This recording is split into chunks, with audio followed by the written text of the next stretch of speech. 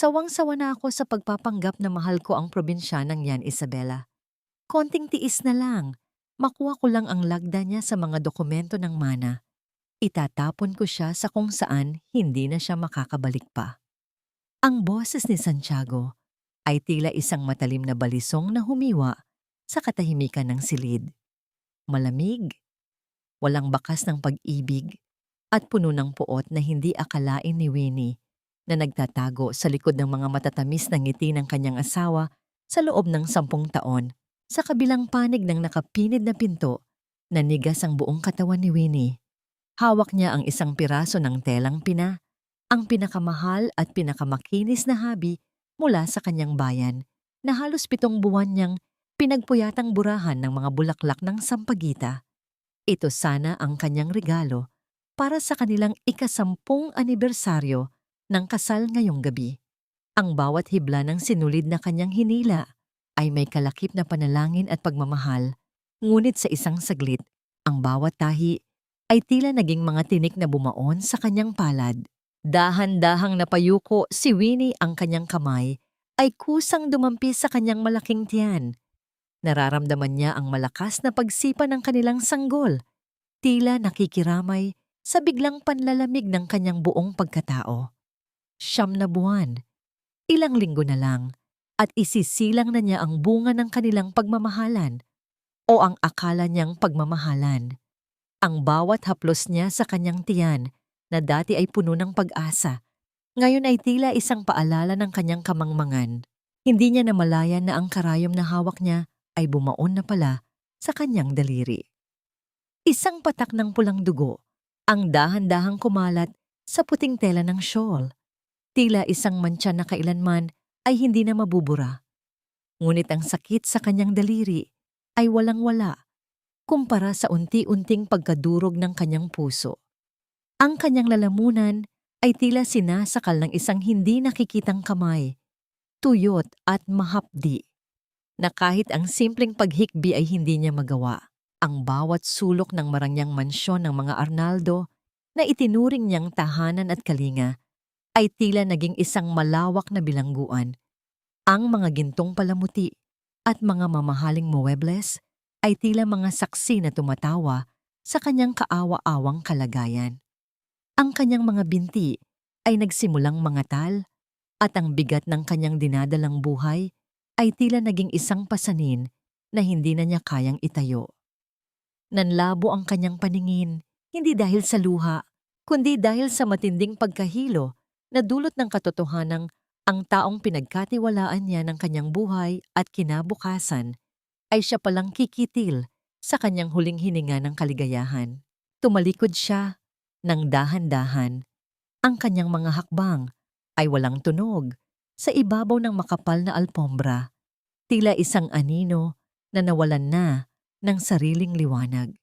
Ang bawat pintig ng kanyang puso ay tila isang martilyo na nagpapaalala sa kanya ng mga salitang narinig, ititapon sa kung saan hindi na makakabalik pa. Habang ang ulan sa labas ay nagsisimulang humampas sa mga bintana, tanging isang katanungan ang pabalit-balik na umaalingaw-ngaw sa kanyang isipan, isang tanong na walang kasagutan sa gitna ng kadiliman. Santiago, hanggang saan ba ang hangganan ng iyong pagkukunwari? At kailan pa naging kasalanan ang magmahal sa iyo ng buong katapatan? Nanatili siyang nakatayo sa madilim na pasilyo, isang inang sugatan, isang asawang pinagtaksilan, at isang babaeng unti-unti nang nilalamon ng kawalang pag-asa. Huwag kang mag-alala, Winnie. Pagkatapos nito, hindi mo na kailangang magdusa pa. Ang boses ni Isabela ay puno ng huwad na pag-aalala habang inaalalayan niya si Winnie sa madulas na gilid ng bangin. Ang malakas na bugso ng hangin ay tila nagbabadyang itumba ang marupok na katawan ni Winnie, na sa mga sandaling iyon ay tanging ang kanyang malaking tiyan na lang ang nagsisilbing angkla sa mundong unti-unti nang naglalaho. Ang ulan ay humahagupit sa kanyang balat, malamig at masakit, tila libu-libong karayom na tumutusok sa kanyang pagkatao. Ilang minuto lang ang nakalipas, patakbong pumasok si Isabela sa mansyon, pawisan at hinihingal.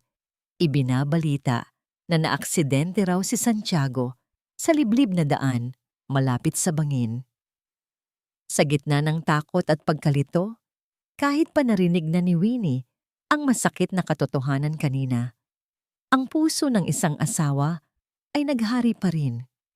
Sumama siya, dala ang pag-asang baka nagkamali lang siya ng narinig, na baka mahal pa rin siya ng lalaking pinag-alayan niya ng lahat. Ngunit nang makarating sila sa tuktok, walang sasakyang wasak, walang duguan. Ang tanging nakita ni Winnie ay si Santiago. Nakatayo ng matuwid, tuyo ang suot na mamahaling Amerikana sa ilalim ng payong na hawak ng isa sa kanyang mga tauhan. Ang kanyang mga mata ay walang emosyon, tila tumitingin sa isang basurang kailangan ng itapon. Nasaan ang aksidente, Santiago? Sabi ni Isabela.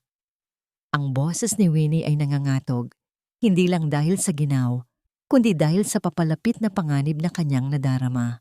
Isang mapait na tawa ang kumawala sa mga labi ni Santiago. Humakbang siya ng dahan-dahan patungo kay Winnie. Ang bawat yabag ng kanyang sapatos sa basang lupa ay tila tunog ng hatol ng kamatayan. Ang tanging aksidente rito, Winnie, ay ang araw na pinakasalan kita. Masyado kang naging pabigat. Masyado kang naging hadlang sa kinabukasan ng kumpanyang dapat ay sa akin lang. Pero Santiago, ang anak natin, malapit na siyang isilang. Pagsusumamo ni Winnie, ang kanyang mga kamay ay mahigpit na nakayakap sa kanyang tiyan, sinusubukang protektahan ang buhay sa loob laban sa kalupitan ng ama nito. Anak? Sa tingin mo ba ay hahayaan kong ang isang katulad mo ang magluwal ng tagapagmana ng mga Arnaldo? Mamatay ka na kasama ang batang yan, Winnie. Mas malinis ang pangalan ko kung isa kang biyudong namatayan ng asawa dahil sa depresyon. Sa isang mabilis at marahas na pagkilos, itinulak ni Santiago ang balikat ni Winnie. Ang mundo ay tila huminto sa pag-ikot. Naramdaman ni Winnie ang pagkawala ng lupa sa ilalim ng kanyang mga paa. Ang huling nakita niya ay ang nakakalokong gamang ngiti ni Isabela at ang malamig na mukha ni Santiago habang mabilis na lumiliit ang kanilang mga anino. Ang kanyang katawan ay bumulusok pabaon sa madilim na kailaliman ng bangin. Ang hangin ay humuhuni sa kanyang mga tainga. Tila isang malungkot na oyayi para sa kanya at sa kanyang anak. Ang bawat pagtama ng kanyang katawan sa mga matatalim na sanga at bato ay nagdulot ng matinding sakit na hindi kayang ilarawan ng salita. Ngunit sa gitna ng pagkahulog, ang huling hiling ni Winnie ay hindi para sa kanyang sarili. Panginoon, iligtas niyo ang anak ko. Kahit ako na lang ang mawala, huwag lang ang munting anghel na ito. Ang huling tunog na narinig niya, bago ang lahat ay magdilim, ay ang malakas na paghampas ng kanyang katawan sa malamig at malalim na tubig ng ilog sa ibaba, kasabay ng isang nakabibinging kulog na tila sumisigaw ng katarungan sa langit. Ang kamatayan ni Winnie ay isang malagim na trahedya, ngunit ang kanyang lihim na pagtataksil sa aking anak, ang tunay na pumaslang sa dangal ng mga Arnaldo. Malamig at walang panginginig ang boses ni Doña Consuelo habang nakaharap sa mga mamamahayag. Ang kanyang itim na belo ay bahagyang nakatabing sa kanyang mukha. Sapat na upang ikubli ang kawalan ng luha sa kanyang mga mata. Sa kanyang likuran, ang mansyon ay napuno ng bango ng mga puting lila at kandila. Isang marangyang pagtatanghal ng pighati na ang tanging layunin ay tabunan ang baho ng isang krimen, habang ang buong syudad ay nakikiramay sa kawawang pamilya Arnaldo sa isang liblib at maputik na kampo ng mga minero sa paanan ng bundok. Isang magaspang na kamay ang humahawi sa buhok na nakadikit sa dugo ang noo ni Winnie. Ang amoy ng basang lupa at kalawang ang pumalit sa bango ng mamahaling pabango na dati niyang kinagisnan. Kumapit ka, iha. Huwag kang susuko. Parating na ang buhay sa loob mo.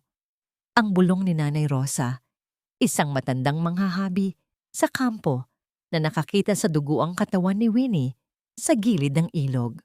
Ang sakit na nararamdaman ni Winnie ay hindi na lamang nagmumula sa mga bali ng kanyang katawan, kundi sa bawat kontraksyon ng kanyang sinapupunan na tila gustong sumabog. Ang bawat paghabol niya ng hininga ay tila paghigop ng malamig na hangin na may halong alikabok. Wala siyang malambot na kama, tanging isang manipis na banig sa ibabaw ng matigas na lupa. Ang bawat patak ng ulan na tumatagos sa butas-butas na bubong ng dampa ay lumilikha ng tunog sa mga latang nakasahod, tila isang malungkot na ritmo ng kanyang paghihirap. Sa mansyon, itinaas ni Santiago ang kanyang baso ng alak, inaalay ito sa malaking larawan ni Winnie na may itim na laso. Para sa iyong katahimikan, aking mahal, ang bulong niya na may kasamang mapait na ngiti.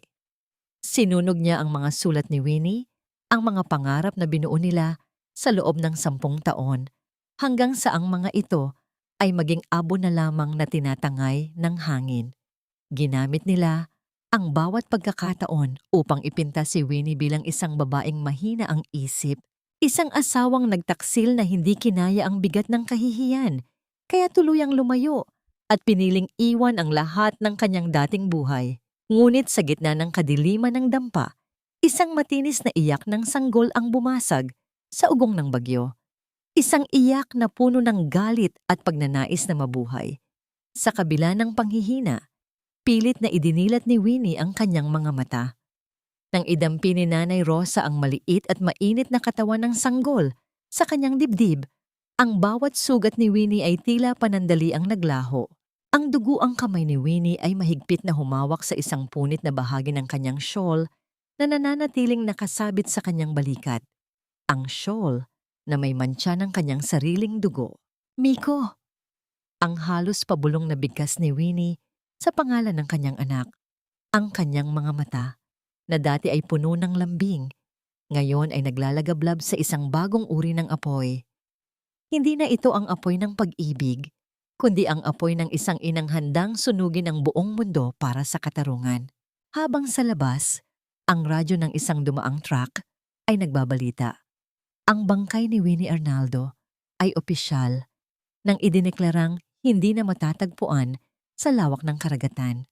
Ang pamilya ay humihingi ng privacy sa gitna ng masakit na katotohanan ng kanyang pagpapakamatay. Napapikit si Winnie. Ang bawat salita ng balita ay tila isang latigo na humahagupit sa kanyang kaluluwa. Ang kanyang pagkatao ay binura na ng mundong kanyang kinalakihan, ngunit sa bawat paghigop ng gatas ng kanyang anak, nararamdaman niya ang unti-unting pagdaloy ng isang bagong lakas. Patay na si Winnie Arnaldo. Ang sauladong pangako niya sa kanyang sarili, habang nakatingin sa kisame ng dampang, tila babagsak na. Ngunit ang babaeng isisilang mula sa putik na ito ay hinding-hindi ninyo makakalimutan. Ang bawat tunog ng kahoy na nag-uumpugan sa aking habihan ay tila tibok ng isang pusong tumangging huminto, kahit pa ilang beses itong sinubukang patigilin ng tadhana. 5 taon na ang lumipas, ngunit ang bawat hila ni Winnie, na kilala na ngayon sa nayon ng Locos bilang si Victoria sa mga hibla ng seda, ay kasing higpit pa rin ang kanyang panunumpa sa sarili. Ang kanyang mga kamay, na dati ay tanging paghawak lamang ng mamahaling kopita ang alam, ngayon ay puno na ng mga kalyo at maliliit na peklat. Ang bawat sugat sa kanyang mga daliri ay isang marka ng karangalan, isang patunay na ang isang babaeng itinapon sa putikan ay kayang humabi ng sarili niyang trono mula sa mga dumi at alikabok. Ang sikat ng araw ay marahang tumatagos sa mga siwang ng kanilang dampa. Nagbibigay ng gininto ang liwanag sa mahahabang hibla ng telang pina na nakasabit sa paligid. Ang bango ng pinatuyong damo at sariwang hibla ng pinya ay bumabalot sa silid. Isang amoy na nagpapaalala sa kanya na siya ay malaya na sa amoy ng kasinungalingan sa mansyon ng mga Arnaldo. Nanay, tingnan mo po. Nakagawa ako ng maliit na bulaklak mula sa mga tirang sinulid nyo. Para sa inyo po ito. Ang masayang boses ni Miko ay pumutol sa malalim na pag-iisip ni Victoria. Ang 5 taong gulang na batang lalaki ay tumatakbo patungo sa kanya. Ang mga mata nito ay kasing ningning ng mga bituin sa gitna ng kadiliman. Sa tuwing tinitingnan ni Victoria ang kanyang anak, may bahagi ng kanyang puso na kumikirot dahil ang bawat guhit ng mukha ni Miko, ang hubog ng kanyang ilong at ang paraan ng kanyang pagngiti ay tila isang malinaw na refleksyon ni Santiago. Ngunit sa sandaling makita niya ang kabutihan sa mga mata ng bata, mabilis niyang binubura ang anino ng lalaking pumatay sa kanyang nakaraan. Napakaganda, Miko. Katulad mo, ang bulaklak na ito ay matatag. Ang bulong ni Victoria habang hinahaplos ang buhok ng anak. Kinuha niya ang maliit na habing bulaklak at inilagay ito sa kanyang bulsa, malapit sa kanyang puso. Ito ang kanyang tunay na kayamanan, higit pa sa anumang gintong iniwan niya sa kabilang buhay. Isang hapon, habang si Victoria ay abala sa pag-aayos ng kanyang mga gawang tela, isang itim na sasakyan ang huminto sa tapat ng kanilang maliit na bakuran. Bumaba ang isang lalaking may dalang isang elegante at puting sobre. Magandang hapon po. Hinahanap ko ang tanyag na manghahabi na si Victoria Reyes. Ang National Textile Council ay nagnanais na imbitahan kayo sa isang malaking exhibit sa Maynila. Ang inyong mga gawa ay nakarating na sa kaalaman ng mga malalaking kumpanya. Nanginig ang mga kamay ni Victoria habang kinukuha ang sobre. Sa loob ng 5 taon, nanatili siyang nagtatago sa anino ng mga bundok. Natatakot na baka mahanap siya ng mga taong gustong pumatay sa kanya. Ngunit habang binabasa niya ang listahan ng mga pangunahing sponsor ng kaganapan, ang kanyang hininga ay tila tumigil. Sa pinakaitaas ng listahan, nakasulat ang mga salitang tila isang sumpa mula sa nakaraan. The Arnaldo Textile Group, in honor of Winnie Arnaldo's legacy. Ang galit na pilit niyang ibinaon sa loob ng 5 taon ay muling sumabog sa kanyang dibdib, mainit at nakakapaso. Gagamitin nila ang kanyang pangalan upang magmukhang banal. Pagkakakitaan nila ang kanyang alaala habang sila ang pumatay sa kanya. Nanay, sasama po ba tayo sa Maynila? Sabi ni Lola Rosa. Doon daw po maraming malalaking bahay at maraming ilaw. Tanong ni Miko na may halong pananabik. Tumingin si Victoria sa malayo, sa direksyon kung nasaan ang syudad na minsan ay naging saksi sa kanyang pagluha. Ang kanyang mukha ay naging matigas na, tila isang batong hindi matitinag ng anumang agos. Oo, anak, sasama tayo. Panahon na para ipakita natin sa kanila kung anong klaseng tela ang gawa mula sa apoy. Ang kanyang boses ay tila isang malamig na hangin na nagbabadya ng isang malakas na unos.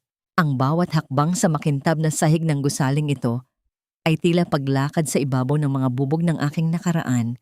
Ngunit sa pagkakataong ito, hindi na ako ang dudugo. Ang hangin sa loob ng Marangyang Manila Hotel ay malamig at amoy mamahaling bulaklak, isang pamilyar na mundo na tila kailanman ay hindi iniwan ni Victoria.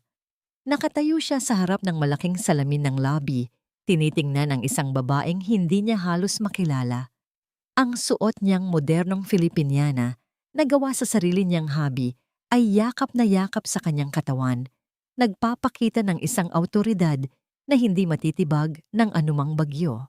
Dahan-dahang itinaas ni Victoria ang kanyang kamay upang ayusin ang kanyang kwelyo. Ang kanyang mga daliri, na dati ay nanginginig sa takot, ngayon ay matatag at direkta. Sa ilalim ng telang pina na kanyang idinikit sa kanyang leeg, nagtatago ang isang maliit at mapuputing peklat. Isang marka mula sa pagkakahulog niya sa bangin, 5 taon na ang nakalilipas. Ang peklat na ito, ang kanyang naging baluti, ang kanyang lihim na paalala na ang kamatayan ay nagbigay sa kanya ng bagong buhay. Miss Victoria Reyes, handa na po ang mga opisyal ng Arnaldo Group para sa inyong presentasyon. Ang boses ng isang sekretarya ay bumasag sa kanyang panandaliang pagmuni-muni. Tumango si Victoria. Ang kanyang mukha ay tila isang maskara ng yelo. Habang naglalakad siya patungo sa boardroom, ang bawat pintig ng kanyang puso ay tila isang tambol na naghahanda para sa digmaan. Nang bumukas ang malaking pinto na gawa sa mahogany, ang unang tumambad sa kanya ay ang mukha ng lalaking pumatay sa kanyang pagkatao. Si Santiago Arnaldo ay nakaupo sa dulo ng mesa, mukhang matagumpay at makapangyarihan sa kanyang suit, ngunit para kay Victoria, ang nakikita niya ay isang mabulok na kaluluwa sa likod ng mamahaling tela. Sa tabi nito ay si Isabela, na ngayon ay tila reyna na ng mga Arnaldo, nakasuot ng mga alahas na malamang ay binili gamit ang pera ng ama ni Winnie. Good afternoon everyone. I am Victoria Reyes of Reyes Handwoven Textiles. Ang kanyang boses ay malinaw, malalim at walang bakas ng pag-aalinlangan. Napatitig si Santiago sa kanya. Nakita ni Victoria ang sandaling pagkunot ng noo ng lalaki, ang paghahanap sa kanyang mga mata ng isang bagay na pamilyar. Ngunit ang Victoria na nasa harap niya ay malayo sa mahinang si Winnie na palaging nakayuko at humihingi ng atensyon. Ang Victoria na ito ay naglalabas ng isang liwanag na nakakasilaw, isang ganda na may kasamang panganib. Miss Reyes, your work is extraordinary. Ang boses ni Santiago ay bahagyang napaos. Tumayo siya at lumapit kay Victoria. Ang kanyang mga mata ay hindi maalis sa mukha ng babae. Mayroon kang mga mata na tila nakita ko na sa aking mga panaginip. It's strange. Parang may kung anong koneksyon tayo na hindi ko maipaliwanag. Naramdaman ni Victoria ang pagkulo ng kanyang dugo sa pagkasuklam nang maramdaman ang presensya ni Santiago sa kanyang malapit. Ang amoy ng kanyang pabango ay tila lason na gustong pumasok sa kanyang mga baga. Ngunit sa halip na lumayo, isang matamis at mapanganib na ngiti ang ipinakita ni Victoria. Baka sa ibang buhay, Mr. Arnaldo. Ang kanyang sagot na may halong pahiwatig. Dahil sa buhay na ito, nandito lang ako para sa negosyo. At sinisiguro ko sa iyo, kapag pumasok ako sa isang kasunduan, kinukuha ko ang lahat. Hanggang sa huling hibla. Nagpalitan sila ng tingin, isang tahimik na laban sa gitna ng silid na puno ng mga estranghero. Ang hangin ay naging mabigat, puno ng tensyon na tila isang lubid na malapit ng maputol.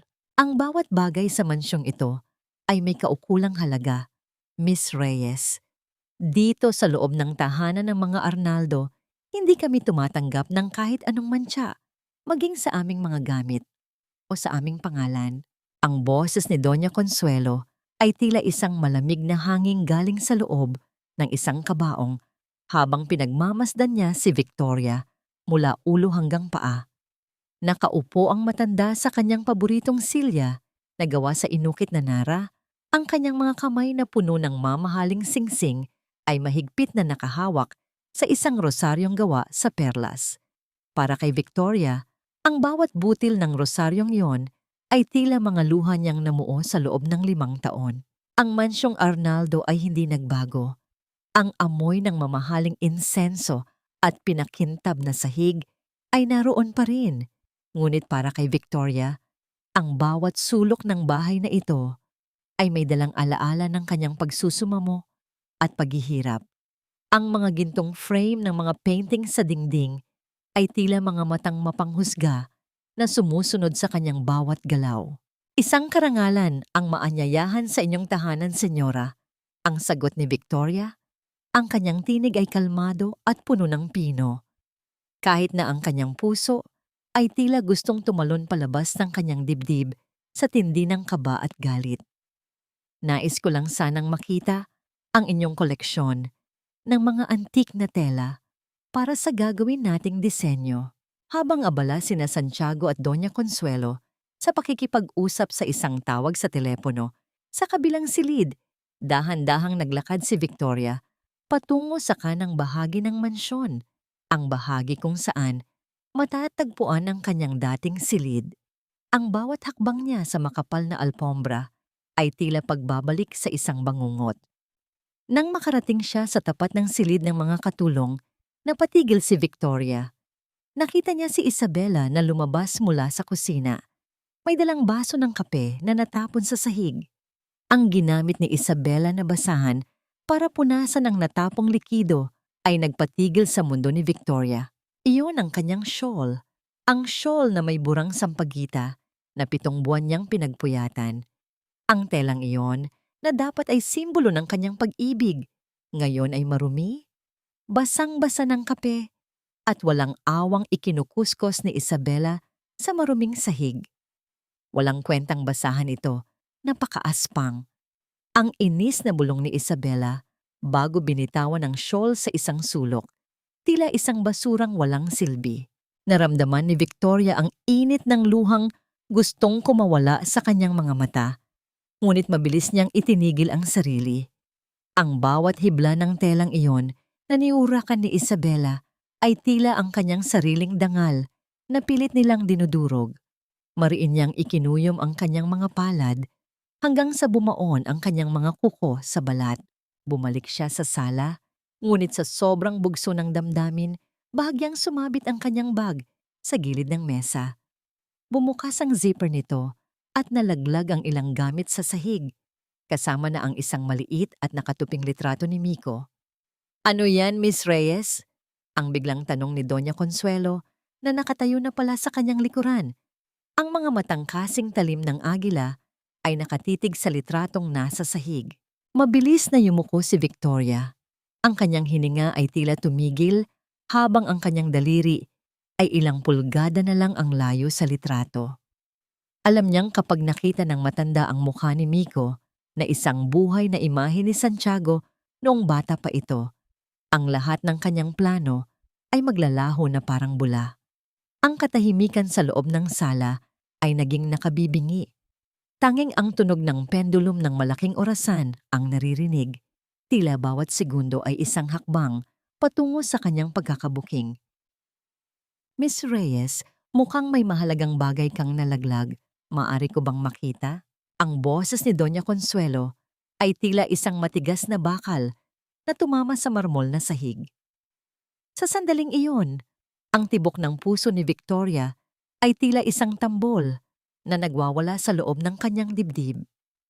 Ang malamig na pawis ay nagsimulang mamuo sa kanyang batok, habang ang kanyang mga mata ay nananatiling nakako sa maliit na piraso ng papel na nakataob sa sahig. Isang segundo na lang at maaaring magwakas ang lahat ng kanyang pinaghirapan. Ngunit bago pa man makahakbang ang matanda, isang matipunong bisig ang mabilis na dumampot sa litrato. "Paumanhin, senyora. Mukhang nahulog ko ang listahan ng mga inventory para sa exhibit." Ang baritono at kalmadong boses ni Hector ay bumasag sa tensyon. Nakatayo siya sa pagitan ni Victoria at Doña Consuelo. Ang kanyang mukha ay walang bakas ng pag-aalinlangan habang isinusubi ang litrato sa loob ng kanyang folder. "Hector, kanina ka pa ba riyan? At bakit hawak mo ang gamit ni Miss Reyes?" Ang tanong ni Doña Consuelo. Ang kanyang mga mata ay nananatiling mapanuri, tila hindi kumbinsido sa biglaang pagsulpot ng kanilang abogado. "Kakarating ko lang po, senyora. Nagkasabay kami ni Miss Reyes sa labas at ibinibigay ko lang sa kanya ang mga dokumentong kailangan niyang pirmahan." Ang maingat na pagsisinungaling ni Hector. Tumingin siya kay Victoria. Ang kanyang mga mata ay nagpapadala ng isang tahimik na mensahe ng katiyakan. Huminga ng malalim si Victoria. Ang kanyang mga tuhod ay tila naging jelly sa tindi ng pasasalamat. Si Hector, ang taong hindi niya inaasahang magiging sandigan, ay muling dumating sa tamang sandali. Sa mga nakaraang araw, si Hector ang naging tanging anino na nagpoprotekta sa kanya at kay Miko sa magulong syudad na ito. Sa isang maliit na apartment sa labas ng subdivision, naiwan si Miko sa pangangalaga ng kapatid ni Hector. Sa tuwing wala si Victoria, si Hector ang nagsisilbing ama-amahan ng bata. Ang bawat pagtawa ni Miko habang kalaro ang abogado, ang paraan ng paghawak ni Hector sa maliit na kamay ng bata habang naglalakad ay nagdudulot ng isang kakaibang hapdi at tamis sa puso ni Victoria. Ang bawat sulyap ni Hector sa kanya ay puno ng isang pag-unawang higit pa sa salita. Isang pag-unawang alam ang lahat ng kanyang mga sugat at handang tumulong na hilumin ang mga ito habang nagpapatuloy ang pag-uusap ni Doña Consuelo at Hector tungkol sa mga legal na aspeto ng partnership. Hindi napansin ng lahat na si Isabela ay nakatayo sa madilim na sulok ng pasilyo. Ang kanyang mga mata ay kasing talim ng isang ahas na naghihintay ng tamang pagkakataon para tumuklaw. Nakita niya ang palitan ng tingin ni na Victoria at Hector, ang mga tingin na hindi lang para sa magkatrabaho. Masyadong malapit ang Victoria na ito kay Hector. Ang bulong ni Isabela sa sarili. Ang kanyang mga labi ay namumutawi sa isang masamang balakin. At ang litratong yon, hindi iyon inventory list. Nakita ko ang kulay ng balat ng bata bago pa ito nakuha ni Hector. Nang matapos ang pulong, nagpaalam na si Victoria. Ngunit bago siya makalabas ng gate, nakaramdam siya ng isang kakaibang kaba. Dinukot niya ang kanyang cellphone sa bag upang tawagan ang kanyang anak. "Miko, anak, kumain ka na ba?" Ang mahinang tanong ni Victoria habang naglalakad patungo sa kanyang sasakyan. "Opo, nanay. Sabi ni Tito Hector, uuwi ka na raw po kaya nag-aantay ako sa pinto." Ang masayang boses ni Miko na umalingaw-ngaw mula sa kabilang linya. Napatigil si Victoria nang marinig ang isang kaluskos mula sa likuran ng malaking halamang kawayan sa gilid ng driveway. Ang tunog ng mga tuyong dahon na natapakan ay sapat na upang magpatayo ng kanyang balahibo. Dahan-dahan siyang lumingon, ngunit wala siyang nakita kundi ang anino ng gabi. Ang hindi niya alam, sa likod ng makapal na kurtina sa ikalawang palapag ng mansyon, nakadikit ang mukha ni Isabela sa bintana. Hawak ang isang recorder. Ang salitang nanay na nanggaling sa speaker ng cellphone ni Victoria ay malinaw na narinig ni Isabela. Isang salitang sisira sa imahe ni Victoria bilang isang dalagang negosyante na walang kinakabitang nakaraan. "Nanay?" Ang nakakakilabot ng ngiti ni Isabela ay gumuhit sa kanyang mukha sa gitna ng dilim. "Mukhang may mas malaki ka pang itinatago, Victoria Reyes. O dapat ko bang sabihing, Winnie, lahat ng ari-arian natin ay nakasalalay sa pirma mong ito, Santiago. Kung hindi tayo kikilos ngayon, lalamunin tayo ng utang at tuluyang babagsak ang pangalan ng mga Arnaldo." Ang boses ni Victoria ay tila isang malamig na bulong ng sirena, mapang-akit at puno ng katiyakan habang nakatayo siya sa loob ng opisina ni Santiago. Ang bawat paggalaw ng kanyang daliri sa ibabaw ng mga dokumentong nakalatag sa mesa ay tila isang marahang haplos na nagpapabilis sa tibok ng puso ng lalaki. Sa labas ng bintana, ang mga ilaw ng syudad ay tila mga hiyas na nagpapakita ng kapangyarihan. Ngunit sa loob ng silid na ito, ang hanging umiikot ay puno ng amoy ng papalapit na pagkabulok. Nakatitig si Santiago sa mga papeles. Ang kanyang mga mata ay kakikitaan ng matinding pagod at desperasyon. Ang kumpanya ay unti-unti nang nauubos ang pondo dahil sa mga maling desisyon niya at sa labis na karangyaan ni Isabela. Para sa kanya, si Victoria ang anghel na bumaba mula sa langit upang iligtas siya mula sa kahihiyan. "Sigurado ka ba rito, Victoria? Ang proyektong ito sa Ilocos, malaki ang hinihinging puhunan." Ang nag-aalinlangang tanong ni Santiago habang hawak ang kanyang gintong ballpen. Isang matamis at mapaglarong ngiti ang ipinakita ni Victoria. "Mr. Arnaldo, sa negosyo, ang mga matatakutin ay palaging naiiwan sa huli. Ang mga hibla ng telang ito ang magiging bagong ginto ng bansa. Kung hindi mo ito pipirmahan ngayon, ibibigay ko ang pagkakataong ito sa iyong mga kakumpetensya." Naramdaman ni Victoria ang isang kakaibang pakiramdam nang makita ang gintong ballpen na hawak ni Santiago. Iyon ang regalong ibinigay ni Winnie sa kanya noong kanilang ika-5 anibersaryo. Ang panulat na dapat sana ay gagamitin sa pagpirma ng mga pangarap para sa kanilang anak. Ngunit ngayon ay gagamitin para sa sariling paghuhukay ng libingan ni Santiago. Ang bawat pag-ikot ng panulat sa kamay ng lalaki ay tila isang sampal ng tadhana. Sa isang sulok ng opisina, pumasok si Isabela. Ang kanyang mukha ay puno ng hinala. "Santiago, darling, baka dapat ay suriin muna nating mabuti ang mga numerong yan. Masyadong mabilis ang lahat." "Tumahimik ka, Isabela. Wala kang alam sa negosyo. Ang singhal ni Santiago na tila nawawalan na ng pasensya. Hindi niya nais na mapahiya sa harap ng babaeng pilit niyang pinahahanga. Dahan-dahang idinampi ni Santiago ang dulo ng panulat sa papel.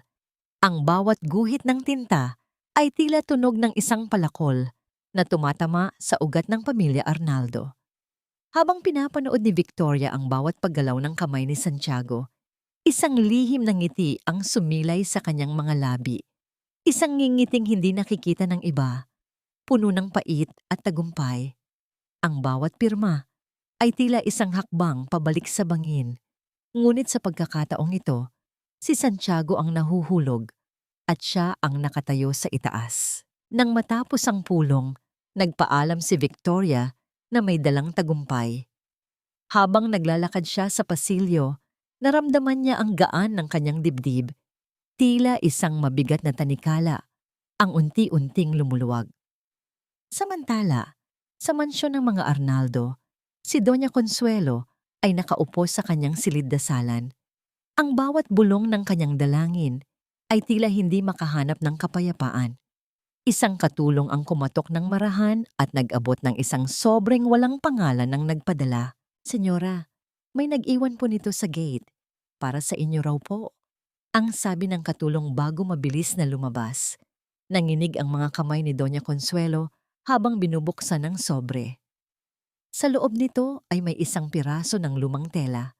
Ang puting shawl na may burang sampagita, marumi at may mantsa ng tuyong dugo. Kasama nito ang isang maikling sulat na may mga salitang tila naging lason sa kanyang paningin. Buhay pa ang inyong manugang. Ang katarungan ay hindi natutulog, senyora. Maghanda kayo sa pagbabalik ng katotohanang inyong ibinaon. Binitawan ni Doña Consuelo ang papel. Ang kanyang hininga ay naging mabilis at mababaw. Ang kanyang muka ay naging kasing puti ng mga pader ng kanyang silid. Ang bawat sulok ng mansyon na dati ay puno ng kanyang awtoridad, ngayon ay tila na puno ng mga anino ng babaeng kanyang pinagtaksilan. Ang bawat kaluskos ng hangin sa labas ay tila boses ni Winnie na tumatawag sa kanyang pangalan mula sa kailaliman ng lupa. Napahawak ang matanda sa kanyang dibdib. Ang bawat tibok nito ay puno ng takot. Sa gitna ng katahimikan ng gabi, ang tanging naririnig niya ay ang sarili niyang konsensya na tila isang martilyo na bumubugbog sa kanyang kaluluwa. Ang bawat lihim ay tila isang anino na hindi mo kayang takbuhan, lalo na kapag ang katotohanan ay nakatago sa ilalim ng mga duguang kamay ng mga taong pinagkatiwalaan mo. Ang ulan sa labas ng opisina ni Hector ay tila isang malungkot na himig na sumasabay sa bigat ng hanging namamagitan sa kanila. Sa loob ng silid, ang tanging liwanag ay nagmumula sa isang maliit na lampara sa ibabaw ng mesa, nagbibigay ng mahahabang anino sa bawat sulok. Nakaupo si Victoria sa harap ni Hector. Ang kanyang mga kamay ay mahigpit na nakahawak sa isang mainit na tasa ng kape, ngunit ang lamig sa kanyang kalooban ay hindi nito kayang pawiin. Victoria, may mga bagay akong natuklasan na baka mas masakit pa sa naranasan mo sa bangin. Ang mahinang boses ni Hector ay puno ng pag-aalala habang inilalatag niya ang isang lumang folder na may mantsana ng panahon. Dahan-dahang binuksan ni Victoria ang folder. Ang unang tumambad sa kanya ay ang litrato ng kanyang yumaong ama, si Don Mariano. Ang kanyang puso ay tila piniga ng makita ang mukha ng ama, ang huling taong nagmahal sa kanya nang walang hinihinging kapalit. Sa ilalim ng litrato ay may mga dokumento tungkol sa huling proyekto ng kumpanya ng kanyang ama bago ito bumagsak. Hindi aksidente ang pagkamatay ni Papa, di ba? Ang pabulong na tanong ni Victoria, ang kanyang boses ay nanginginig sa tindi ng damdamin. Hindi, Victoria. Ang pagkamatay ni Don Mariano ay pinlano. Ang Arnaldo Group sa ilalim ng utos ni Doña Consuelo ang nagmaniobra para mabankrupt ang tatay mo. At ang mas masakit, tumigil si Hector, tila nagdadalawang isip kung itutuloy ang sasabihin. Ang huling pirma na naglaglag sa tatay mo sa bitag ay galing kay Santiago. Siya ang ginamit nila para makuha ang tiwala ni Don Mariano bago nila ito tuluyang sinira. Isang matalim na sakit ang gumuhit sa dibdib ni Victoria.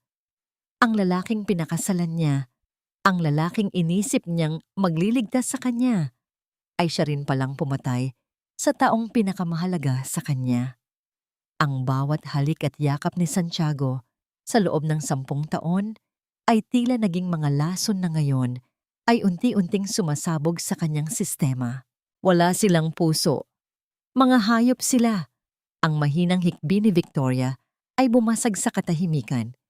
Hindi na niya napigilan ang pagtulo ng kanyang mga luha, hindi dahil sa pangungulila, kundi dahil sa matinding galit na tila gustong sumabog. Dahan-dahang lumapit si Hector sa kanya. Hindi ito nagsalita. Sa halip ay marahan itong hinawakan ang nanginginig na kamay ni Victoria. Ang init ng palad ni Hector ay tila isang kalinga na matagal na niyang hinahanap.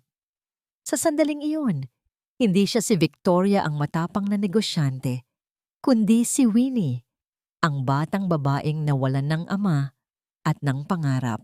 Nandito ako, Victoria. Hindi kita iiwan sa laban na ito. Tutulungan kitang bawiin ang lahat ng ninakaw nila sa inyo. Ang pangako ni Hector habang nakatingin ng diretso sa mga mata ni Victoria. Isang sulyap ng pag-ibig at katapatan ang kuminang sa mga mata ng abogado. Isang damdaming matagal na niyang itinatago sa likod ng kanyang profesionalismo. Bakit, Hector? Bakit mo ito ginagawa para sa akin?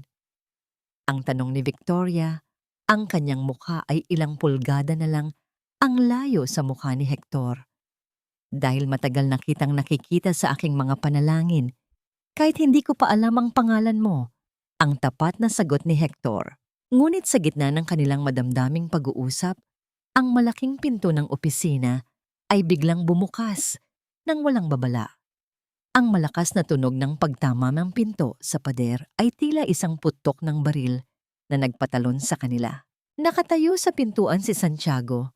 Ang kanyang mukha ay mapula sa galit at ang kanyang mga mata ay nanlilisik habang nakatingin sa magkadikit na kamay ni na Victoria at Hector. Ang amoy ng alak mula sa kanyang hininga ay umabot hanggang sa kinaroroonan ng dalawa at ang bawat bulto ng kanyang katawan ay nagbabadya ng isang matinding gulo. Sabi ko na nga ba, kayong dalawa, anong uri ng pagtataksil ang ginagawa niyo sa likod ko? Ang sigaw ni Santiago, ang boses niya ay umalingaw-ngaw sa buong silid, puno ng selos at paghihinalang tila isang mitya na malapit ng sumabog. Akala mo ba ay maloloko niyo ako? Naglalaro kayo sa apoy sa likod ko habang nilulustay ang pera ng kumpanya. Ang boses ni Santiago ay tila isang nakakabinging kulog na yumanig sa buong opisina. Ang kanyang mga mata ay nanlilisik, puno ng puot at laso ng alak, habang ang kanyang daliri ay nakaturo sa magkadikit na mga kamay ni na Victoria at Hector. Ang marahas na pagbalandra ng pinto sa pader ay lumikha ng isang tunog na tila nagpapahayag ng katapusan ng anumang kapayapaan. Sa mga sandaling iyon, hawak pa rin ni Victoria ang folder na naglalaman ng katotohanan tungkol sa pagkamatay ng kanyang ama. Ang irony ng sitwasyon ay tila isang matalim na kutsilyong humihiwa sa kanyang dibdib. Ang lalaking pumatay sa kanyang ama at nagtangkang pumatay sa kanya ay may kapal ng mukhang pagbintangan siya ng pagtataksil. Naramdaman ni Victoria ang unti-unting pag-init ng kanyang dugo mula sa kanyang mga paa hanggang sa kanyang mga pisngi. Isang matinding galit na tila bulkang mayo na malapit ng sumabog. Dahan-dahang tumayo si Victoria. Ang bawat hibla ng kanyang kalamnan ay naninigas sa tindi ng pagtitimpi. Ang kanyang puso ay tila isang ibon sa loob ng hawla, humahampas ng malakas sa kanyang tadyang, ngunit ang kanyang mukha ay nanatiling kasing tigas ng marmol. Bitawan mo siya, Hector. Ako ang haharap sa kanya. Ang malamig na utos ni Victoria. Hahakbang sana si Santiago para hablutin ang braso ni Victoria. Ngunit bago pa man dumapo ang kanyang maruming kamay, isang malakas na tunog ng palad na tumama sa pisngi ang umalingaw-ngaw sa silid. Ang sampal ni Victoria ay hindi lamang isang pagpapakita ng galit. Iyon ay ang pinagsama-samang sakit ng 5 taong pangungulila. Ang pait ng pagtataksil sa bangin at ang sigaw ng katarungan para sa kanyang ama. Napatitig si Santiago, ang kanyang mukha ay nabaling sa gilid at ang kanyang labi ay bahagyang pumutok. Ang katahimikan sa silid ay naging nakabibingi. Tanging ang tunog ng ulan sa labas ang naririnig. Tila isang saksi sa pagguho ng awtoridad ng lalaki. Wala kang karapatang magsalita tungkol sa katapatan, Santiago. Ang bawat salitang lumalabas sa bibig mo ay tila isang mantsa sa hangin. Ang bonat ni Victoria, ang kanyang boses ay hindi sumisigaw, ngunit puno ng kapangyarihan. Lumabas ka, bago ko malimutang kasosyo kita sa negosyo at ipakita ko sa iyo kung ano ang kayang gawin ng isang babaeng wala nang natitira, kundi ang kanyang galit. Napaurong si Santiago, tila nahimasmasan sa tindi ng presensya ni Victoria. Ngunit bago siya makasagot, ang pinto ay muling bumukas. Sa pagkakataong ito, pumasok si Isabela, ngunit wala siyang dalang galit. Mayroon siyang dalang isang nakakakilabot na ngiti. Isang nga ng ngiting tila nakahanap ng isang kayamanang kayang sumira sa buong mundo ni Victoria. Sa kanyang kamay, hawak ni Isabela ang isang maliit na laruang kotseng kahoy, ang paboritong laruan ni Miko na palaging daladala ng bata. Masyadong seryoso ang usapan dito. Baka kailangan nyo ng konting pampalambot ng puso. Ang malambing ngunit nakakalason na boses ni Isabela. Victoria, nakita ko itong laruan sa tapat ng isang apartment sa labas ng subdivision. Napakaganda ng batang nagmamay-ari nito. Kamukhang-kamukha siya ni Santiago nung bata pa siya, don't you think? Ang mundo ni Victoria ay tila biglang tumigil. Ang kanyang hininga ay naging mababaw at mabilis. Ang kanyang lalamunan ay tila natutuyo at ang bawat bahagi ng kanyang katawan ay nanginginig sa takot. Ang bawat sakripisyo niya sa loob ng 5 taon ay tila gumuho sa isang sandali. Nasaan ang anak ko? Ang pabulong na tanong ni Victoria. Ang kanyang boses ay tila galing sa ilalim ng lupa, puno ng pighati at babala. Tumingin si Isabela kay Santiago. Pagkatapos ay muling bumaling kay Victoria na may kasamang malakas na tawa na tila isang demonyong nagwagi. Ang anak mo? O ang anak natin, Santiago? Huwag kang mag-alala, Victoria. Nasa mabuting kamay siya. Sa kamay ng mga taong marunong mag-alaga ng mga lihim. Ang bawat hibla ng pagkatao ni Victoria ay tila napunit. Ang kanyang anak, ang tanging dahilan ng kanyang paghinga, ay nasa panganib dahil sa kanyang paghahangad ng katarungan. Sa gitna ng dilim at ulan, ang tanging naiwan sa kanyang isipan ay ang imahe ni Miko na umiiyak at tumatawag sa kanyang pangalan. Hanggang saan ba ang kayang gawin ng isang ina para iligtas ang kanyang anak mula sa mga kuko ng mga halimaw na dati niyang itinuring na pamilya? Ibalik mo sa akin ang anak ko, Isabela. Hayop ka!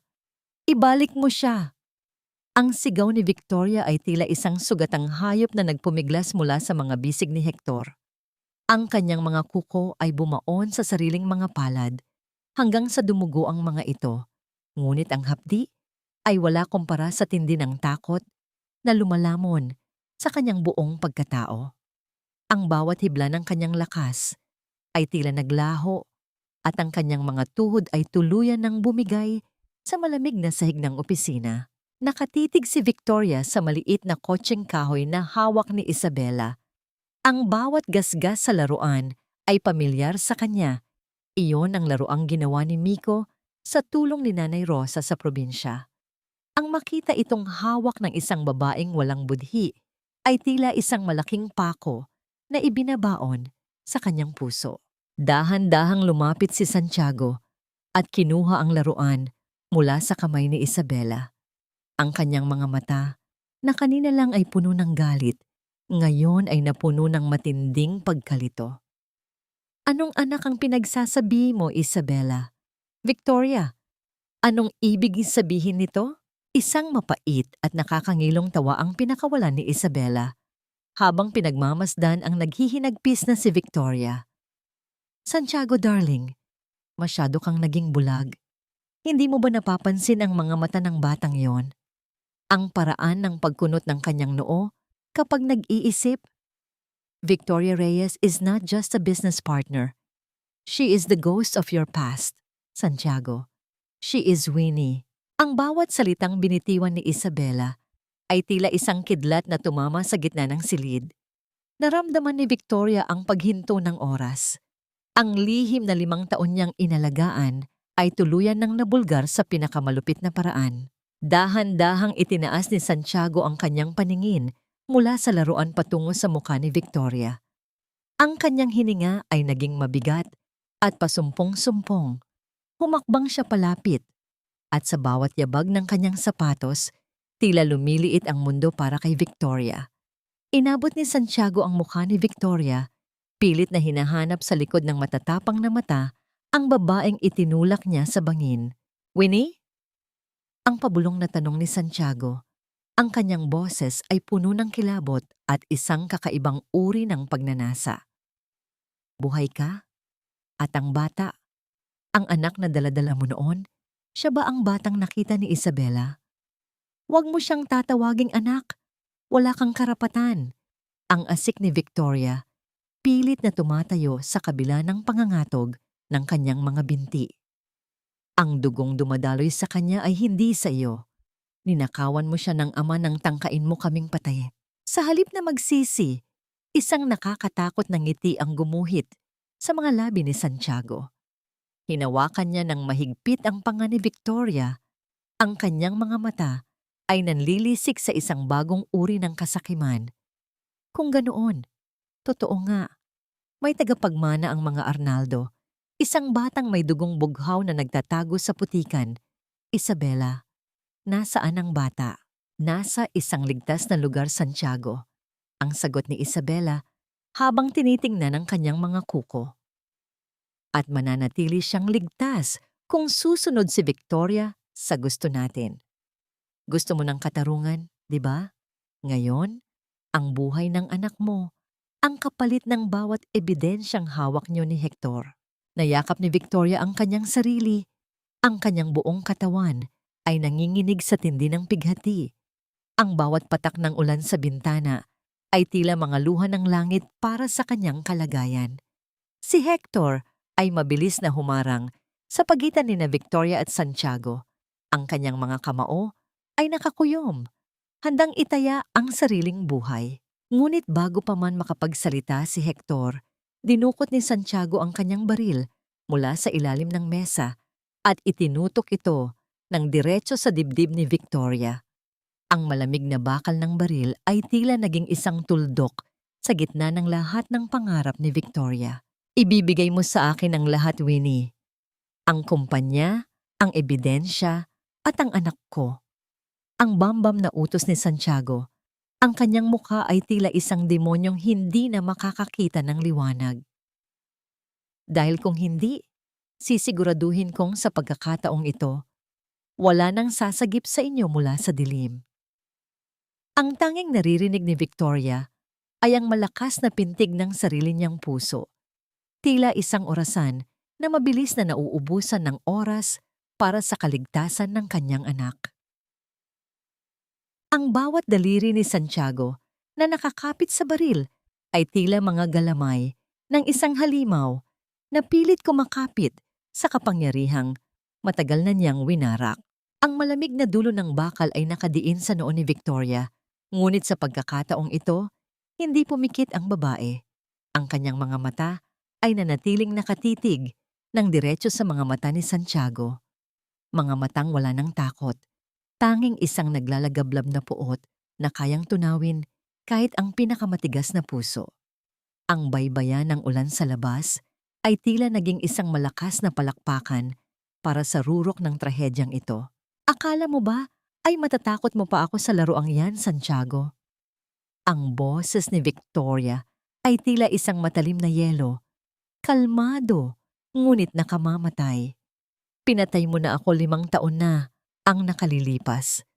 Ang babaeng nasa harap mo ngayon ay ang iyong katarungan. Tumahimik ka.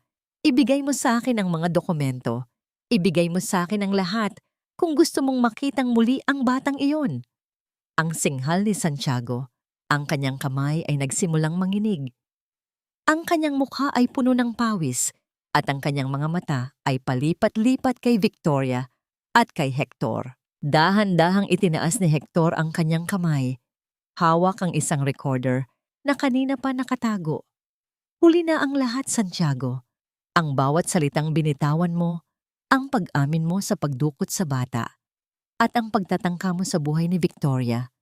Lahat ay narinig na ng mga taong dapat makarinig. Sa sandaling iyon, ang malaking pinto ng Grand Hall ng mansyon ay bumukas ng marahas.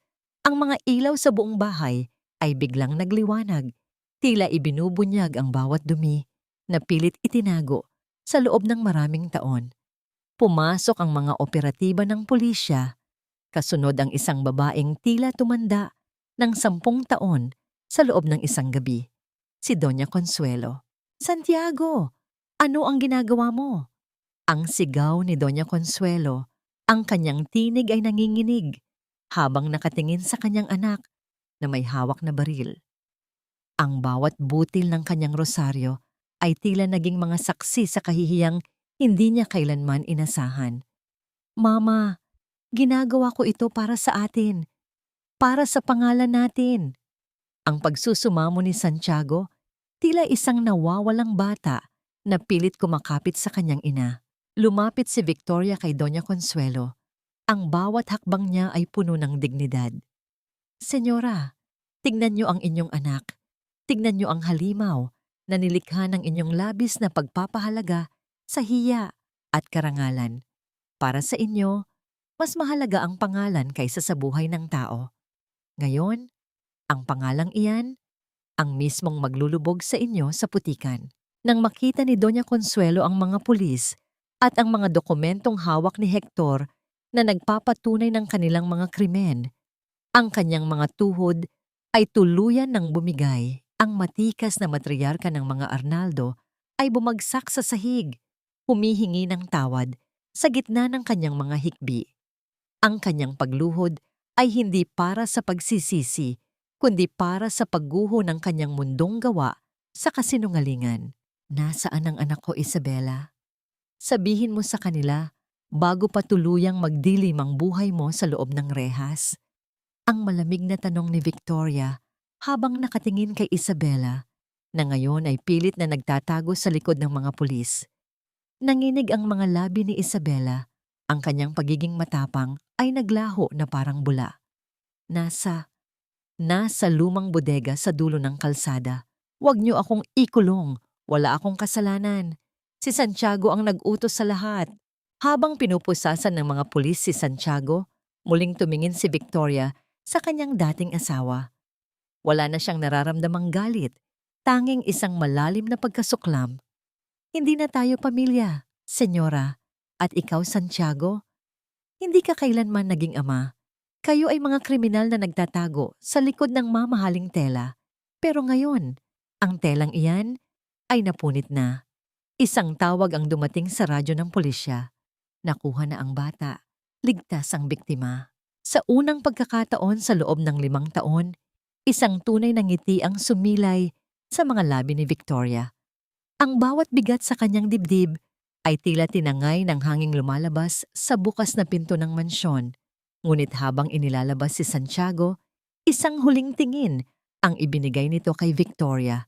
Isang tinging puno ng puot na tila nagsasabing hindi pa tapos ang lahat. Hindi pa ako tapos. Hindi niyo ako makukulong sa basurang lugar na yon. Ang boses ni Santiago ay tila isang nagngangalit na hayop habang pilit siyang kumakawala sa mga pulis na nag-escort sa kanya patungo sa sasakyan. Sa gitna ng kaguluhan, isang pagkakataon ang nakita ng lalaki nang madulas ang isa sa mga operatiba dahil sa basang lupa. Sa isang marahas na sikad, nagawa ni Santiago na tumakbo patungo sa driver's seat ng isang nakaparadang patrol car na may susi pa sa loob. Ang tunog ng pag-ikot ng gulong sa putikan ay tila isang hiyaw ng desperasyon. Mabilis na pinasibad ni Santiago ang sasakyan. Tinatahak ang madilim at palikulikong daan patungo sa kabundukan. Sa kanyang likuran, ang mga wangwang ng pulisya ay tila mga asong humahabol sa isang biktima. Ngunit sa isipan ni Santiago, mayroon lamang siyang isang destinasyon, ang lugar kung saan nagsimula ang lahat ng kanyang kasamaan. Sa loob ng isa pang sasakyan, mahigpit ang hawak ni Victoria sa kamay ni Hector. Ang kanyang mukha ay maputla, ngunit ang kanyang mga mata ay nananatiling matatag. Alam niya kung saan pupunta si Santiago. Nararamdaman niya ito sa bawat tibok ng kanyang puso. Hector, sundan natin siya. Sa bangin, doon siya pupunta. Nang makarating sila sa tuktok, ang bawat patak ng ulan ay tila naging mga kristal na sumasalamin sa liwanag ng mga sasakyan ng pulis. Ang sasakyang minamaneho ni Santiago ay nakahinto na sa pinakagilid ng bangin. Ang mga gulong nito ay kalahati ng nakalutang sa kailaliman. Nakatayo si Santiago sa labas, basang-basa, at tila isang taong nawalan na ng sariling bait. Dito! Dito ko siya tinapon! Ang sigaw ni Santiago habang nakaturo sa madilim na kailaliman. Ang bawat salita niya ay tinatangay ng malakas na hangin. Akala ko ay tapos na ang lahat. Akala ko ay akin na ang mundo. Dahan-dahang bumaba si Victoria mula sa sasakyan. Pinayungan siya ni Hector, ngunit hinawi niya ito. Nais niyang maramdaman ang ulan, nais niyang harapin ang kanyang nakaraan nang walang anumang harang. Ang bawat hakbang niya sa maputik na lupa ay tila isang seremonya ng pagpapalaya. Santiago, tapos na ang laro. Ang boses ni Victoria ay kalmado. Halos malunod sa ugong ng hangin, ngunit sapat na upang marinig ng lalaki. Ang bangin na ito ay hindi para sa akin. Ito ay para sa mga taong walang ibang alam gawin kundi ang manira ng buhay. Tumawa si Santiago, isang tawang puno ng pait at kabaliwan. Winnie o Victoria, sino ka man, sa huli, ako pa rin ang masusunod. Akmang susugod si Santiago patungo kay Victoria, ngunit sa tindi ng dulas ng putik at sa bigat ng kanyang sariling pagkilos, nawalan siya ng balanse. Ang bawat segundo ay tila naging isang mabagal na eksena sa isang pelikula. Nakita ni Victoria ang pagkagulat sa mga mata ni Santiago nang maramdaman nito ang pagkawala ng lupa sa ilalim ng kanyang mga paa. Ang mga kamay ni Santiago ay pilit na humahablot sa hangin. Naghahanap ng anumang bagay na makakapitan, ngunit tanging ang malamig na ulan lang ang kanyang nayakap. Isang malakas na tunog ng pagbagsak ng katawan sa kailaliman ang narinig. Sinundan ng isang nakabibinging katahimikan. Walang hiyaw, walang huling salita. Tanging ang dagundong ng ilog sa ibaba, ang nanatiling saksi sa pagtatapos ng buhay ng lalaking minsang naging mundo ni Winnie. Napapikit si Victoria, isang malalim na hininga ang pinakawalan niya. Tila inilalabas ang lahat ng lason na nanatili sa kanyang mga baga sa loob ng 5 taon. Naramdaman niya ang isang mainit na yakap mula sa kanyang likuran, ang mga bisig ni Hector na nagbibigay ng proteksyon at kapayapaan. Samantala, sa loob ng isa pang sasakyan ng pulis, si Isabela ay nakaposas. Ang kanyang mga mata ay puno ng takot habang pinapanood ang kinahinatnan ni Santiago. Alam niyang sa mga susunod na taon, ang mga rehas na bakal ang magiging tanging kasama niya sa kanyang pag-iisa. Ang kanyang lisensya, ang kanyang dangal, at ang kanyang kalayaan ay tuluyan ng naglaho kasabay ng paglubog ng araw sa kabilang bahagi ng bundok. Tapos na, Victoria, malaya ka na. Ang bulong ni Hector sa kanyang tainga. Tumingin si Victoria sa langit, kung saan ang mga ulap ay unti-unti nang humahawi upang ipakita ang isang maliit na bituin. Ang katarungan ay nakamit na, ngunit alam niyang ang tunay na paglalakbay ng kanyang puso ay nagsisimula pa lamang. Ang bawat hibla ng telang ito ay hindi naman siya ng kahapon.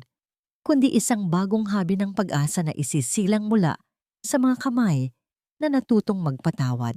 Ang sikat ng araw ay marahang tumatagos sa malalaking bintana ng boardroom ng kumpanyang dati ay pagmamay-ari ng mga Arnaldo. Ngunit ngayon, ang bawat dingding na dati ay puno ng mga larawan ng huwad na dangal ay pinalitan na ng mga makukulay na habi mula sa iba't ibang panig ng Pilipinas. Ang bawat tao sa loob ng silid ay nakatuon ng pansin sa babaeng nakatayo sa dulo ng mesa, si Winnie, na hindi na kailangang magtago sa pangalang Victoria. Mula sa araw na ito, ang kumpanyang ito ay hindi natatawaging Arnaldo Textile Group. Ang boses ni Winnie ay malinaw, puno ng awtoridad, ngunit may kasamang lambing. Ito ay kikilalanin na bilang Mariano Heritage Silks. Ibabalik natin ang dangal ng pangalan ng aking ama at sisiguraduhin nating ang bawat mga habi sa mga kanayunan ay magkakaroon ng boses at katarungan. Isang masigabong palakpakan ang umalingaw-ngaw sa silid.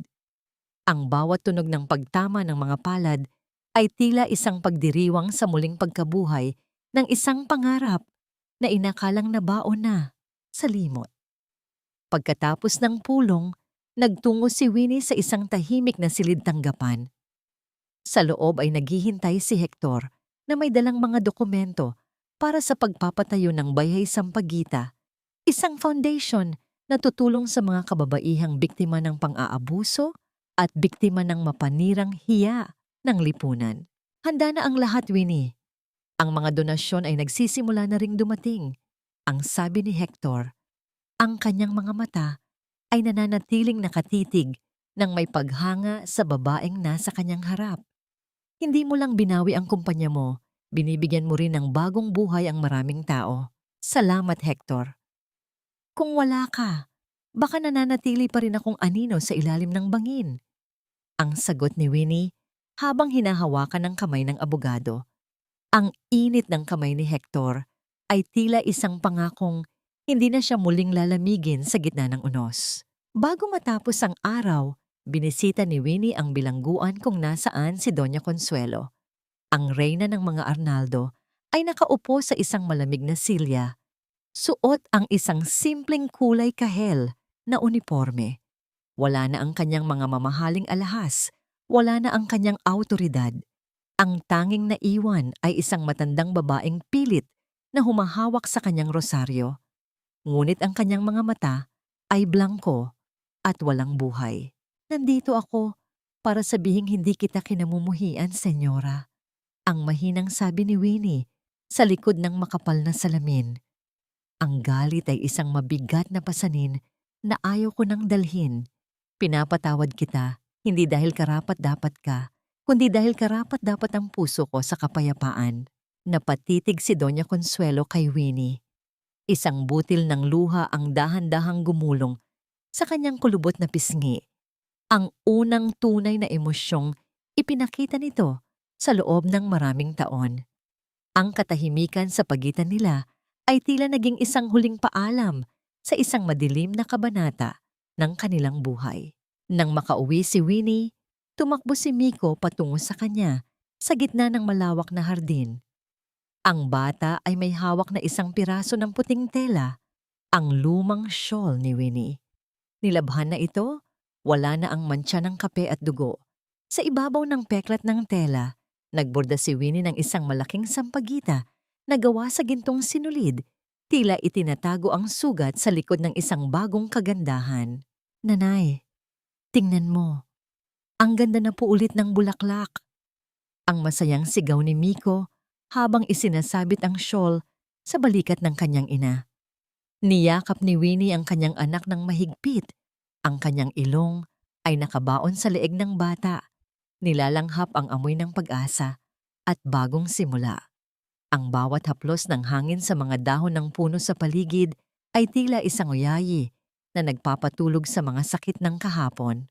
Ang katarungan ay hindi lamang sa pagkakulong ng mga masasama, kundi sa kakayahan ng isang tao na muling bumuo ng sarili mula sa pagkawasak. Habang ang huling sikat ng araw ay nagbibigay ng kulay kahel sa langit, Alam ni Winnie na ang kanyang kwento ay hindi nagtatapos sa paghihiganti, kundi sa isang walang hanggang pag-ibig na kayang humabi ng kinabukasan mula sa mga hibla ng katapatan. Isang taon na ang lumipas mula nang ang mga anino ng kahapon ay tuluyan ng pinalis ng liwanag ng katarungan. Ang sikat ng araw sa hapong ito ay may dalang kakaibang init, tila isang mahigpit na yakap mula sa langit na bumabalot sa malawak na hardin ng bahay Sampaguita. Ang bango ng mga namumukadkad na puting bulaklak ay humahalimuyak sa hangin, sumasabay sa marahang sayaw ng mga dahon sa bawat ihip ng preskong hangin. Nakatayo si Winnie sa beranda. Suot ang isang simpleng puting bestida na gawa sa pinakamahusay na telang pina. Ang kanyang mga kamay ay dahan-dahang humahaplos sa buradong sampagita sa kanyang balikat. Ang shawl na naging saksi sa kanyang kamatayan at muling pagsilang. Wala na ang takot sa kanyang mga mata. Tanging ang kapayapaan na tila isang malalim at tahimik na dagat. Ang bawat linyang dati ay puno ng pag-aalala sa kanyang mukha ay napalitan na ng isang ningning na nanggagaling sa loob ng isang pusong nahanap na ang tunay na tahanan. Narinig niya ang tunog ng mga yabag ng sapatos sa kahoy na sahig, dahan-dahan at pamilyar. Hindi na siya kailangang lumingon pa upang malaman kung sino ito. Ang init ng presensya ni Hector sa kanyang likuran ay sapat na upang magpadama ng seguridad na kailanman ay hindi niya naramdaman noon. Masyado ka na namang malalim ang iniisip, Winnie. Baka malunod ka na riyan. Ang biro ni Hector, ang kanyang boses ay puno ng lambing habang tumatabi siya sa babae. Isang mahinang tawa ang kumawala sa mga labi ni Winnie. Iniisip ko lang kung gaano kalayo na ang narating natin, Hector. Mula sa putikan ng bangin hanggang dito sa hardin na puno ng mga pangarap. Minsan, parang panaginip pa rin ang lahat. Dahan-dahang hinawakan ni Hector ang kamay ni Winnie. Ang kanilang mga daliri ay nagtagpo at nagdaop, tila mga hibla ng sinulid na mahigpit na pinag-isa. Hindi ito panaginip, Winnie. Ito ang gantimpala ng iyong katatagan. You deserve this peace more than anyone I know. Thank you, Hector, for staying, for believing in me when I didn't even believe in myself. Ang tapat na tugon ni Winnie habang isinasandal ang kanyang ulo sa balikat ng lalaki. Sa kabilang panig ng hardin, nakita nila si Miko na masayang tumatakbo kasunod ang isang maliit na aso. Ang bawat tawa ng bata ay tila isang musisikang nagpapagaling sa bawat natitirang sugat sa kaluluwa ni Winnie. Ang bata ay lumalaking puno ng pag-ibig, malayo sa laso ng kasakiman, at wad na dangal na muntik nang kumuha sa kanyang buhay. Sa bawat pagtalon ni Miko, nakikita ni Winnie ang kinabukasan, isang kinabukasan na binuo sa ibabaw ng katotohanan. Tinanong ni Winnie ang kanyang sarili kung napatawad na ba niya ang lahat. Ang sagot ay dumating sa anyo ng isang malalim na buntong hininga. Ang pagpapatawad ay hindi nangangahulugang paglimot sa sakit, kundi ang pagpili na huwag nang hayaan ang sakit na kontrolin ang kanyang buhay. Ang mga Arnaldo ay bahagi na lamang ng isang madilim na kasaysayan, mga karakter sa isang kwentong tapos na. Ang tunay na katarungan ay hindi lamang ang pagkakulong ng mga may sala, kundi ang pagbangon ng biktima ng may mas mataas na noo at mas malinis na budhi. Ang aral na iniwan ng kanyang paglalakbay ay malinaw. Ang tunay na karangalan ay hindi matatagpuan sa isang sikat na apelyido o sa rami ng gintong nakatago sa vault. Ang tunay na karangalan ay nasa bawat tapat na tibok ng puso, sa bawat sakripisyong ginawa para sa mga mahal sa buhay, at sa lakas ng loob na panindigan ng katotohanan kahit ang buong mundo ay nakatalikod sa iyo. Habang ang araw ay dahan-dahang lumulubog sa abot-tanaw, nagbibigay ng kulay lila at ginto sa buong paligid, nanatiling nakatayo ang dalawa. Magkahawak kamay sa gitna ng katahimikan. Ang ulan ng kahapon ay nagbigay daan sa isang maningning na bukas. Wala nang kailangang patunayan, wala nang kailangang itago. Ang bawat hibla ng buhay ni Winnie ay tuluyan ng naisara ng maayos at ang bawat bagong tahi ay puno na ng kulay ng kaligayahan. Sa huling sandali ng paglubog ng araw, ang tanging maririnig ay ang bulong ng hangin sa mga bulaklak ng sampagita, tila isang pangako na sa kabila ng anumang unos, ang katotohanan at pag-ibig ang palaging mananaig sa huli.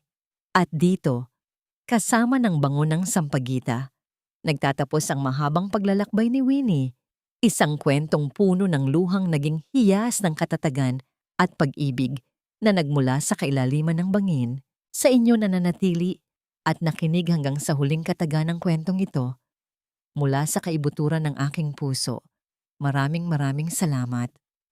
Hindi naging madali ang paghabi sa bawat kabanata ng buhay ni Winnie. May mga gabing nanginginig ang aking mga daliri at tila humihinto ang aking paghinga habang isinusulat ang bawat paghikbi niya sa gitna ng unos, lalo na noong sandaling akala niya ay wala nang sasagip sa kanya mula sa kadiliman. Ang sakit na naramdaman niya ay tila naging sakit ko na rin at ang kanyang bawat pagbangon ay naging sarili ko ring tagumpay. Ang kwentong ito ay higit pa sa imahinasyon. Ito ay hango sa mga tunay na damdamin at karanasang nasaksihan ko sa paligid. Inspirasyon ko ang mga kababaihang handang itaya ang lahat para sa kanilang mga anak at ang mga pusong muling bumuo sa kanilang sarili mula sa mga basag na piraso ng nakaraan. Nais kong ipaalala sa inyo na katulad ng isang maliit na binhi na pilit sumisibol sa gitna ng matigas na semento, ang ating pag-asa ay hindi kailanman mamamatay hanggat marunong tayong magmahal ng tapat at maniwala sa liwanag ng katarungan. Ang bawat hibla ng telang ating hinahabi sa buhay ay may kasamang buhol at gusot. Ngunit sa huli, ang mga mantsa ng kahapon ang nagbibigay ng lalim sa ganda ng ating bukas. Ngunit sa pagtatapos ng ating pagsasama, may isang tanong na nais kong iwanan upang pagnilayan ninyo. Sa kabila ng lahat ng sakit at pagtataksil na dinanas ni Winnie, pinili niyang magpatawad upang lumaya ang kanyang sarili. Ikaw ba, kung ikaw ang nasa kanyang kalagayan, kaya mo rin bang ibigay ang iyong patawad sa taong nagnakaw ng iyong buhay at pangarap? O mas pipiliin mo ang isang katarungang may pait ng paghihiganti?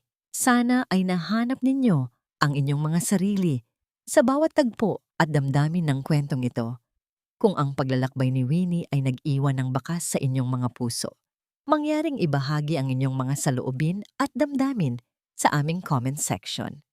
Ang inyong mga kwento at pananaw ang nagbibigay ng buhay sa aking pagsusulat.